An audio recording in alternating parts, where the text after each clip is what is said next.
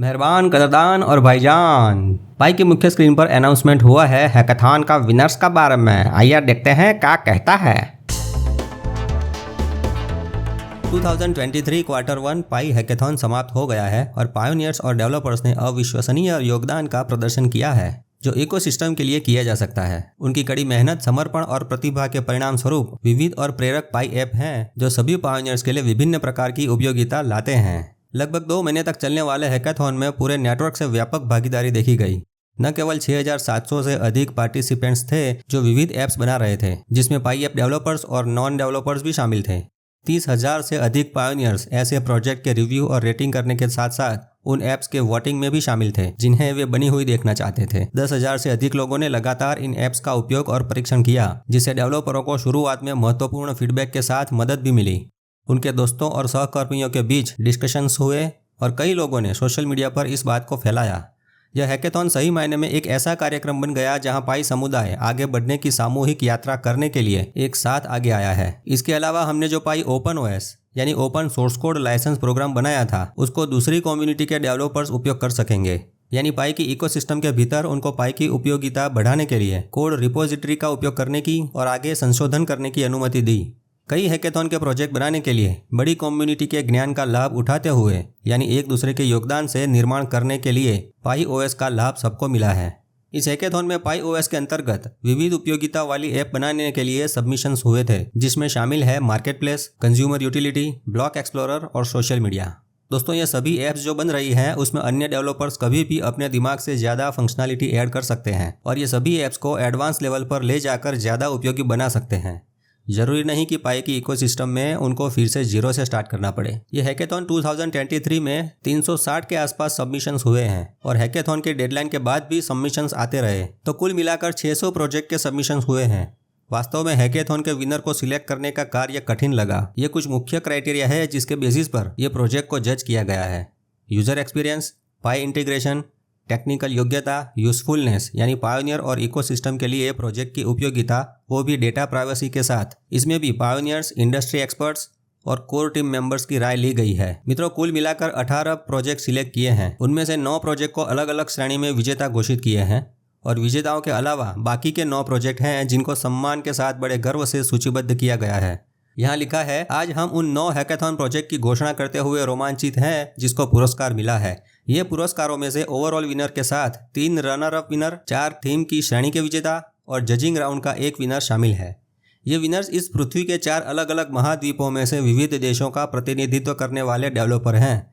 यानी ये सभी विनर्स किसी एक देश के नहीं है। पहला विनर है पोल्स फॉर पाई। ये एक वेब3 पोलिंग ऐप है जो चुनाव और सर्वेक्षणों को डिजाइन और एडमिनिस्टर करता है। आसान भाषा में कहें तो ये एक पोल या चुनाव जैसी ऐप है जिसमें प्रश्न पूछकर लोगों के वोट द्वारा उनके विचार जाने जा सकते हैं। इसमें कोई भी इंसान एक पोल पोस्ट करता है और पायोनियर उसका जवाब सिलेक्ट करते हैं। अब यहाँ पोल की पोस्ट करने वाला उन सभी पायोनियर्स को उनके वोट के बदले में पाई में पेमेंट करता है, यानी वोट देने वालों को पाई मिलते हैं। अरे वाह, मजा आएगा। इस ऐप को विजेता के रूप में घोषित करने में जिन पहलुओं पर ध्यान दिया है वो है ऐप की सादगी, ऐप का सिर्फ एक मुख्य उपयोग और उद्देश्य, इसका UI UX यानी यूजर फ्रेंडली इंटरफेस और उपयोग करने में आसान अनुभव, और सबसे महत्वपूर्ण पॉइंट है कि पाई क्रिप्टो करेंसी की इसमें स्पष्ट उपयोगिता। ये सब इसके अलावा इस टेस्टनेट ऐप ने पाई OS प्रोग्राम में भाग लिया है, जिससे इसका कोड पाई इकोसिस्टम के भीतर अन्य टीमों द्वारा आगे उपयोग के लिए उपलब्ध हो गया है। यानी भविष्य में कोई भी डेवलपर्स इसको एडवांस लेवल पर ले जा सकेंगे, वो भी बिना कोई मालिकाना हक जताए। इसमें ऑटो GTP जैसे फीचर्स का उपयोग हुआ है जो पोल के जवाब के ऑप्शन अपने आप दिखाता है। उसके बारे में बाद में जानेंगे। अभी वर्तमान में कई कंपनियां जो है वो अपनी प्रोडक्ट या सर्विसेज के बारे में मार्केट में सर्वे करवाती हैं और उसका पैसा भी सर्वे करवाने वाली एजेंसियों को देती है। परंतु ऐसे ऑनलाइन सर्वे में शायद सभी इंसान ही होंगे, इसका पता लगाना मुश्किल होता है। परंतु पाई जैसी ऐप में KYC के ज़बरदस्त फीचर्स है, सभी इंसान ही है, ये बात तो कन्फर्म है। तो हो सकता है कि अब ऐसी कंपनियां जिसको सर्वे करवाना है वो इस पोल फॉर पाई ऐप का उपयोग करें, जिसमें कुछ पाई पैसे से खरीद कर यहाँ पेमेंट करें और ये पाई उन पायोनियरों में बांटे जाएं जो ऐसे सर्वे में अपना वोट देंगे। और ऐसे सर्वे किसी एक देश में हो सकते हैं या इंटरनेशनल लेवल पर भी हो सकते हैं। ये तो उस कंपनी पर निर्भर है जो ऐसे सर्वे करवाना चाहती है ना मजेदार बात। और शायद इसका उपयोग भविष्य में किसी देश के गवर्नमेंट के इलेक्शन में, चुनाव में भी देखने को मिले तो आश्चर्यचकित न होना। ये सब ऐसी संभावनाएं हैं, विचार हैं जो साकार हो सकते हैं। अब 3 रनर अप विनर्स देखते हैं जो दूसरे स्थान पर हैं। इनमें से पहला है कनेक्ट सोशल। ये एक सोशल मीडिया टेस्टनेट ऐप है जो पायोनियरों को एक दूसरे के साथ जुड़ने, सीखने और आनंद प्राप्त करने हेतु बनाया गया है। सामान्य सोशल मीडिया जैसी ही ऐप है जिसमें पोस्ट, लाइक, कमेंट करने के साथ ग्रुप बनाने की सुविधा है। इस ऐप में एक मार्केट प्लेस यानी बाजार भी रखा गया है जहां से शायद ऑनलाइन शॉपिंग भी कर सकेंगे। दूसरा रनर अप विनर है कॉइन्सक्रो। ये ऐसी ऐप है जहां पाई के पायोनियर और सामान बेचने वाले मर्चेंट सुरक्षित और विश्वसनीय तरीके से बार्टरिंग लेन देन कर सकते हैं। कोई प्रॉब्लम या विवाद होता है तो यहाँ उसका समाधान करने का सिस्टम भी शामिल है। इसके अलावा इस ऐप में एक स्पष्ट और क्लियर यूजर इंटरफेस भी है।